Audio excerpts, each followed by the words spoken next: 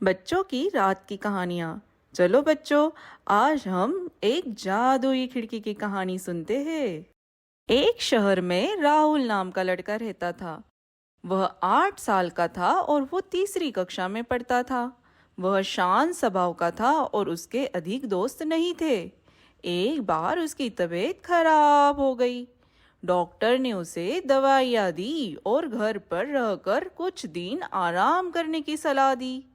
उसके माता पिता ने स्कूल में उसकी छुट्टी का आवेदन डाल दिया और राहुल घर पर रहने लगा।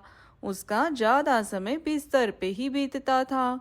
माता पिता उसका ख्याल तो रखते थे, पर अपने अपने काम की वजह से हर वक्त उसके साथ नहीं रह पाते थे। राहुल अकेला ही अपने कमरे में रहता था।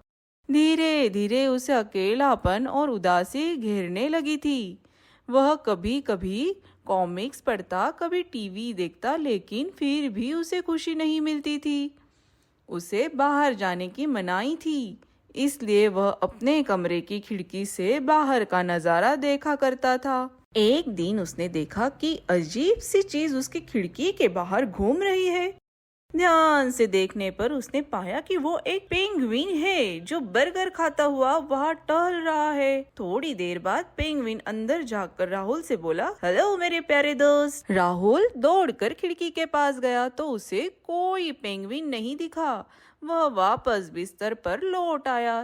तभी उसे खिड़की पर एक मोटा बंदर नजर आया जो गुब्बारा फुला रहा था। वह फिर खिड़की के पास गया तो बंदर गायब हो चुका था।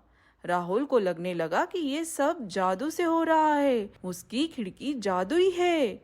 उसने अपने माता पिता को ये बात बताई तो वे हंस दिए। उन्हें उसकी बात पर यकीन नहीं हुआ। लेकिन राहुल को अपनी खिड़की पर रोज तरह तरह के कार्टून कैरेक्टर दिखाई देने लगे जो अपनी हरकतों से उसका मनोरंजन किया करते थे।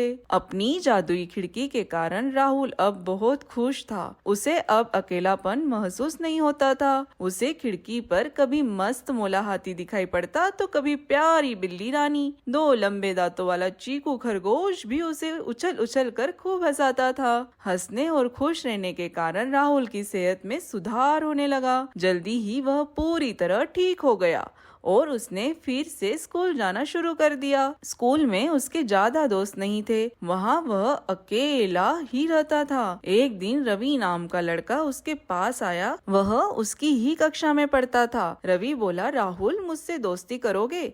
मैं कई दिनों से तुमसे दोस्ती करना चाहता था, पर कभी तुमसे बोला नहीं। राहुल ने उससे दोस्ती कर ली। पूरे दिन वो उसके साथ ही बैठा।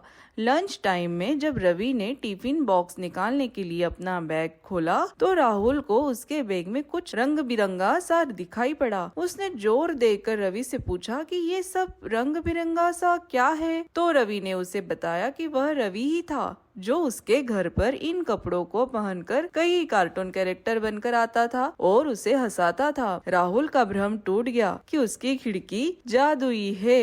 लेकिन रवि जैसा दोस्त पाकर वो बहुत खुश हुआ। उसे एक सच्चा दोस्त मिल गया था। उसने उसे गले से लगा लिया और बोला, दोस्त मैं अकेला और उदास था, तब तुमने मेरे अकेलेपन और उदासी को दूर किया।